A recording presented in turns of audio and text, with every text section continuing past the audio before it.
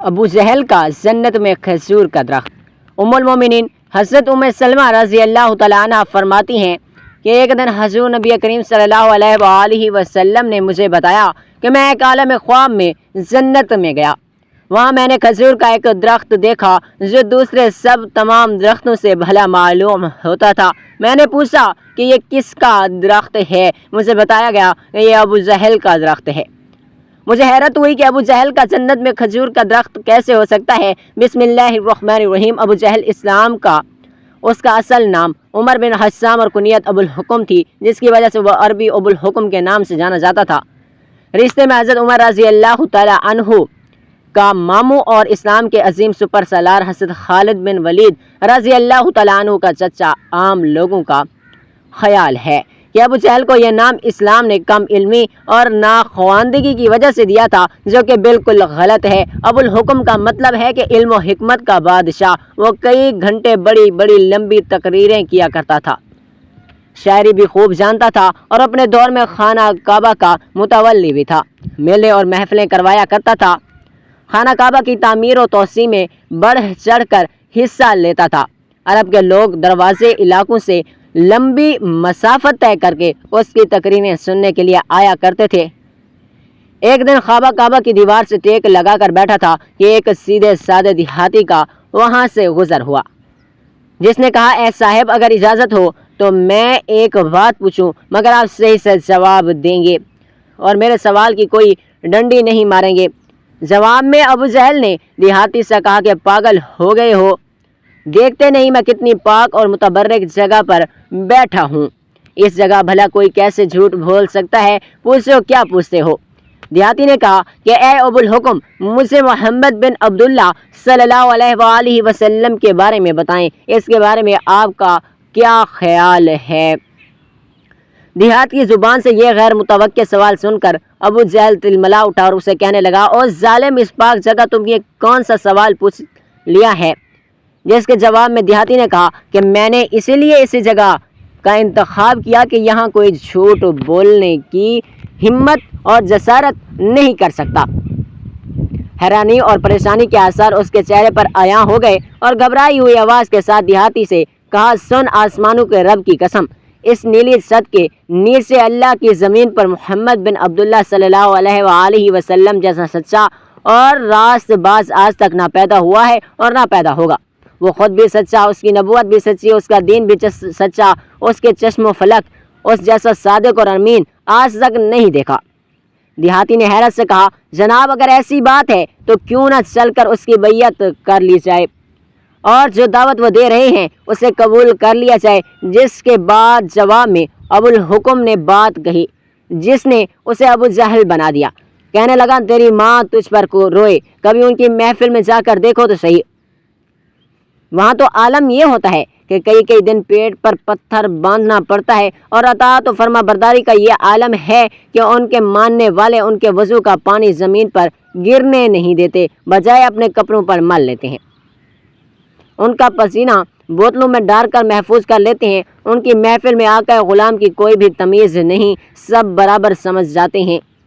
جبکہ تم کو معلوم ہے کہ میں قریش کا ایک منا منایا سردار جانا جاتا ہوں۔ لوگ میرے قدم بوسی کرنے کے لیے طویل و عریض سے میرے پاس آتے ہیں، میرے آستانے پر حاضر ہوتے ہیں، اپنا مال و متاع نذرانے کے طور پر مجھ کو پیش کرتے ہیں، اور کوئی غلام میرے سامنے بیٹھنے کی جرت بھی نہیں کر سکتا۔ تو تمہارا کیا خیال ہے میں یہ جاہ و جلال، شان و شوکت کو قربان کر کے ان کے قدموں میں جا بیٹھوں؟ یہ وہ جواب تھا جس نے اس کو ابو جہل کے مان سیٹ کی عکاسی کرتی تھی، جسے اسلام جاہل کا نام دیتا ہے کہ دوسرے کی بات کو سننے سے اکثر انکار کر دینا چاہیے، اس کا دعویٰ اور دلیل کتنی شاندار اور حقیقت پسند نہ ہو کیوں نہ ہو۔ بلکہ ایک بار تو ایسا شدید طوفان تھا، ابو جہل کے دروازے پہ دستک ہوئی تو اس نے اپنی بیوی سے کہا کہ اتنے خراب موسم میں میرے دروازے تک آنے والا جو بھی سوال کرے گا، مجھے لات و عزہ کی قسم کھاتا ہوں، میں انکار نہیں کروں گا۔ جب دروازے پر پہنچے تو کائنات انسانی کا سب سے شریف اور سچا انسان، جس کی چوکھٹ میں فرشتے بھی ادب سے حاضر ہوتے ہیں، اپنے چہرے کے چاند سے زیادہ خوبصورت چہرے پر دل موہ لینے والی مسکراہٹ کے ساتھ اللہ तबारक ताला की किबराई और वहदानियत का इल्म लिए खड़ा है और अपने मासूम लबों से दलील और मंतक के अनमोल मोती बिखेर रहा है। मगर इब्ने हस्साम की जहालत और बदबख्ती की इंतहा देखिए। उसने इमामुल अंबिया नबी रहमत सल्लल्लाहु अलैहि वसल्लम की बात को, जिसकी कसम रब कायनात ने अपनी लारैब किताब में खा रखी है, सुनने से इनकार कर दिया। अपनी गफलत के पर्दों से ढके कानों में नापाक उंगलियां डालीं और बीवी ने जब उसे उसकी कसम याद दिलाई, उसके लिए उसने वही बात दोहराई कि मैं किसी को अपने से बेहतर नहीं मान सकता, आखिर मुझ में कमी क्या है। ये मफहूम है कि ये बात को सुनने से इनकार कर देना और अपनी हर बात को सच तस्वर कर लेना, और अगर कोई दलील मांगने की गलती कर बैठे तो तशद्दुद और ज़बर पर उतर आना। ये रवैया अदम बर्दाश्त के गुस्से को जन्म देता है, जो जहालत का असल मफहूम है। हज़रत बिलाल रज़ी अल्लाह तआला अन्हु से रिवायत है कि हम मक्का में हज़रत अबू बकर सिद्दीक़ रज़ी अल्लाह तआला अन्हु के घर हज़ूर पाक सल्लल्लाहु अलैहि वसल्लम के साथ थे। इस दौरान किसी ने दरवाज़े पर आकर दस्तक दी। मैं बाहर निकला तो अचानक क्या देखता हूँ कि एक ईसाई दरवाज़े पर मौजूद है। उसने पूछा, क्या यहाँ हज़रत मोहम्मद मुस्तफ़ा सल्लल्लाहु अलैहि वसल्लम मौजूद हैं? मैंने कहा हाँ। फिर मैंने उसे अंदर बुला लिया। उसने आकर अर्ज़ किया कि मोहम्मद मुस्तफ़ा सल्लल्लाहु अलैहि वसल्लम, आप ख्याल करते हैं कि आप अल्लाह के रसूल हैं? आप अगर अल्लाह ताला के सच्चे और पक्के रसूल हैं तो आप मेरी मदद फरमाएं तो शख्स के ख़िलाफ़ जिसने मुझ पर जुल्म किया है। हज़ूर नबी रहमत सल्लल्लाहु अलैहि वसल्लम ने इरशाद फरमाया कि तुझ पर किसने जुल्म किया? उस ईसाई ने कहा कि अबू जहल बिन हस्साम ने मेरा माल ज़बरदस्ती से छीन लिया है। हज़ूर नबी रहमत सल्लल्लाहु अलैहि वसल्लम फ़ौरन उठ खड़े हुए और ये हिजरत के ज़माने की बात है। हज़रत बिलाल फरमाते हैं, हमने अर्ज़ किया कि या रसूलल्लाह सल्लल्लाहु अलैहि वसल्लम, यह अबू जहल के कैलूला करने का वक्त है, तो इस वक्त आपका जाना उस पर कहीं नागवार ना गुजरे और हमें डर है कि कहीं वो गज़बनाक ना हो जाए और कहीं वो आपको अजियत ना पहुँचाए। लेकिन हज़रत मोहम्मद मुस्तफ़ा सल्लल्लाहु अलैहि वसल्लम ने हमारी गुजारिश को ना सुना और अबू जहल की तरफ तशरीफ़ ले गए और अबू जहल का दरवाज़ा खटखटाया तो अबू जहल गज़बनाक होकर बाहर निकला। अचानक दरवाजे पर क्या देखता है कि रसूलुल्लाह सल्लल्लाहु अलैहि वसल्लम तशरीफ़ फरमा है। अबू जहल ने कहा, अंदर तशरीफ़ लाएं, और साथ ही कहने लगा, आप मेरी तरफ पैगाम भेज देते थे तो मैं आपकी खिदमत में खुद ही हाजिर हो जाता। हज़ूर पाक सल्लल्लाहु अलैहि वसल्लम ने इरशाद फरमाया कि तूने इस ईसाई का जो माल लिया है तो उसका वो माल फ़ौरन ही वापस कर। अबू जहल ने कहा कि क्या आप उस काम के लिए तशरीफ़ फरमा हुए हैं? अगर आप इस बारे में किसी शख्स के हाथ पैगाम भेज देते थे तो मैं माल वापस कर देता। हज़ूर पाक सल्लल्लाहु अलैहि वसल्लम ने फरमाया, बात को तवील ना करो और तुम इस ईसाई का माल फ़ौरन वापस कर दो। अबू जहल ने अपने ग़ुलाम से कहा कि इस ईसाई का जितना माल तुम ले आए हो जल्दी से उसको निकाल कर उसके हवाले कर दो। हज़ूर नबी रहमत सल्लल्लाहु अलैहि वसल्लम ने इरशाद फरमाया कि ऐ शख्स, क्या तेरा माल तुझको मिल गया? ईसाई ने कहा, सिवाय एक खजूर के पत्तों की बनी हुई टोकरी के।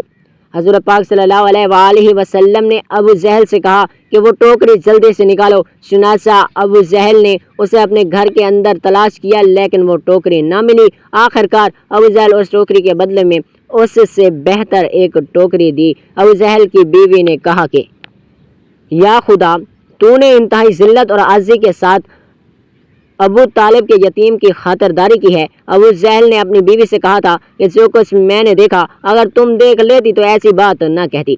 उसने कहा कि तूने क्या देखा? अबू जहल ने कहा कि मेरी कुव्वत के बावजूद जो कुछ हुआ तो उस पर मुझे रुसवा ना करे। कहने लगे, मैंने उनके दोनों कंधों पर 2 शेर बैठे हुए देखे। जब भी मैं इरादा करता कि कहूँ कि मेरे पास, मैं वापस माल नहीं करता तो करीब था कि वो दोनों मुझे झटपट कर चीर फाड़ देते। इस डर के मारे मैंने उसकी इज्जत की।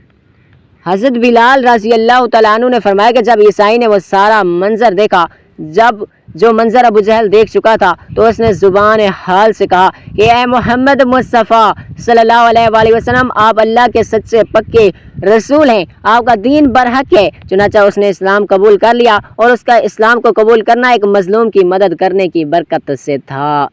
امام بخاری سے مقتول ہے کہ ایک دن ابو جہل نے کہا کہ اگر میں نے محمد مصطفیٰ صلی اللہ علیہ وآلہ وسلم کو کعبہ کے پاس نماز پڑھتے دیکھا تو معاذ اللہ اپنے پاؤں سے ان کی گردن کو پامال کروں گا۔ جب اس کی یہ بات حضور پاک صلی اللہ علیہ وآلہ وسلم تک پہنچی تو حضور پاک صلی اللہ علیہ وسلم نے فرمایا اگر اس نے ایسا کرنے کا جرات کی تو فرشتے اس کو پکڑ کر اس کے ٹکڑے ٹکڑے کر دیں گے۔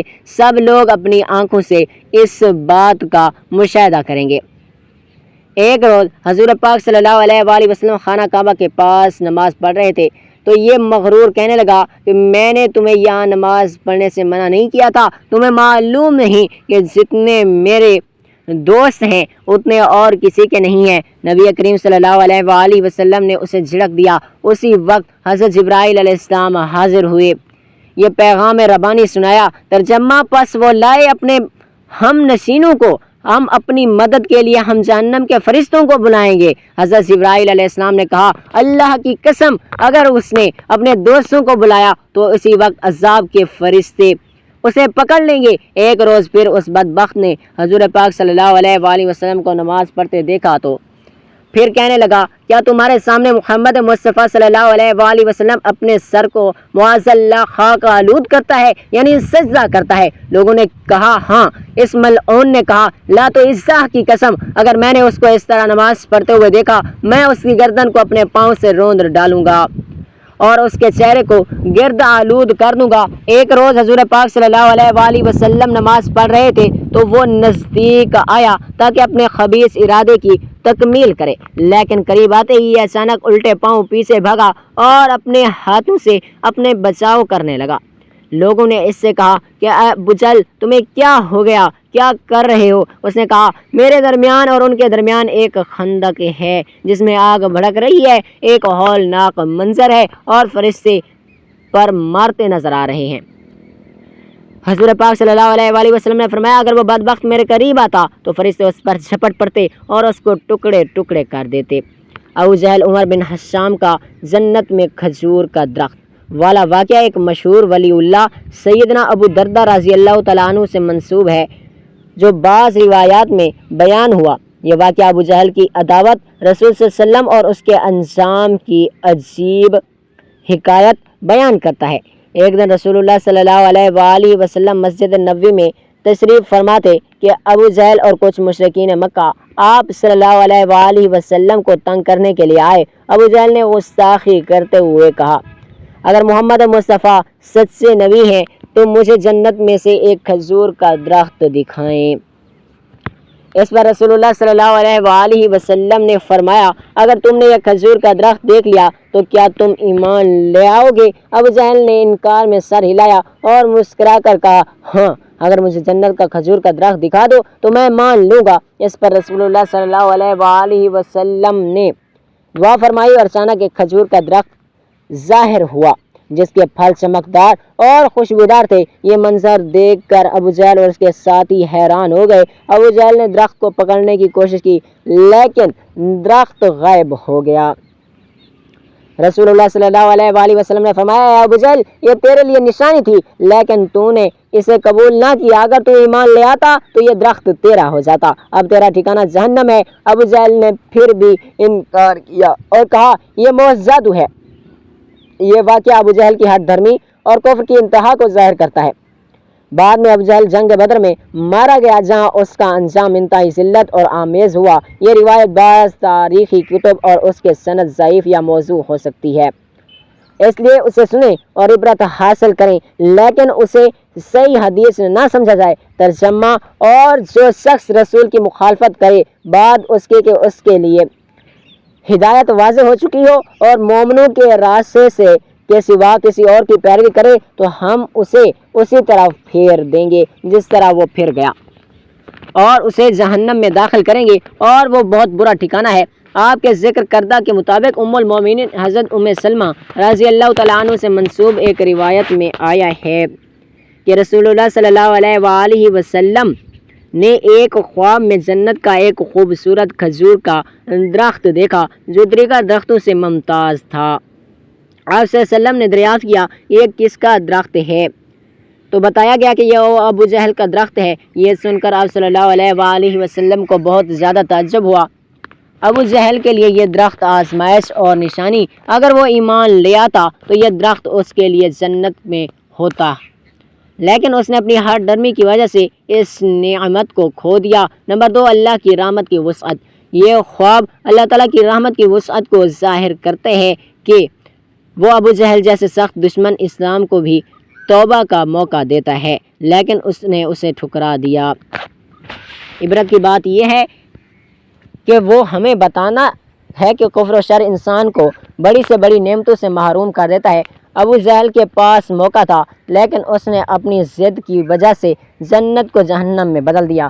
روایت بعض قصص الحکایات کی کتابوں میں ملتی ہے، لیکن اس کی سند صحیح نہیں، بلکہ یہ ضعیف موضوع یا من گھڑت ہو سکتی ہے، اس لیے اسے عبرت کے طور پر پڑھا جائے، لیکن اس سے مستند احادیث نہ سمجھا جائے۔ اللہ کی نعمتیں ہر ایک کے لیے ہیں، لیکن شرط ایمان اور اطاعت کی ہے۔ دشمنان اسلام کو بھی توبہ کا موقع ملتا ہے، لیکن وہ اپنے ذہن میں ہلاک ہو جاتے ہیں۔ ہمیں اپنے دل میں کسی کے لیے بھی مایوسی نہیں رکھنی چاہیے، کیونکہ اللہ کی رحمت بہت ہی وسیع ہے۔ قرآن مجید میں ہے، اے میرے بندو جنہوں نے اپنی جانوں پر زیادتی کی ہے، اللہ کی رحمت سے کبھی بھی نا امید نہ ہونا، بے شک اللہ تمام گناہوں کو بخش دیتا ہے۔ اللہ ہمیں ہدایت دے اور دشمنان اسلام کی طرح ہٹ دھرمی سے بچائے رکھے۔ اللہ تعالی ہمیں ابو جہل جیسے سرکشی سے بچنے اور رسول پاک صلی اللہ علیہ وآلہ وسلم کی اطاعت کرنے کی توفیق عطا فرمائے، ہمیں 5 وقت کا نمازی بنائے۔ میرا سنانا اور آپ کا سننا اپنی پاک بارگاہ الہی میں قبول و منظور فرمائے اور ہمارا خاتمہ ایمان پر فرمائے، آمین یا رب العالمین۔